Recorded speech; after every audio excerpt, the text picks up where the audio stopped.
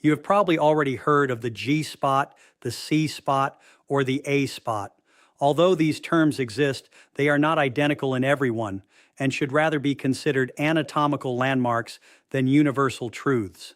A good example is the G spot, which is probably nothing more than the posterior region of the clitoris. This means that when pressure is exerted from the inside against the anterior wall of the vagina, it is most likely the back part of the clitoris that is indirectly stimulated. Today, however, we are going to talk about an area that many people barely know about, the U spot. Its name comes from its location around the urethra. When observing female anatomy from this angle, three openings can generally be distinguished. Technically, there are more anatomical structures, but that will be the subject of another video. In the upper part is the urethral opening, below it, the vagina, and then further down, the anus. Between these structures lies an anatomical detail that often goes unnoticed: the paraurethral glands, also known as Skene's glands.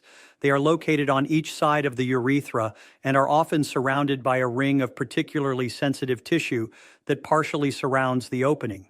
This tissue has erectile properties, which means it can swell during sexual arousal. It is also rich in nerve endings, and when it receives appropriate stimulation, it can produce very intense sensations. From an anatomical standpoint, the U-spot has a male equivalent, the prostate. This is why some specialists even describe Skene's glands as a sort of female prostate. Another interesting fact about the U-spot is that it is often associated with female ejaculation. It is important to clarify, however, that female ejaculation is not necessarily the same thing as what is called squirting.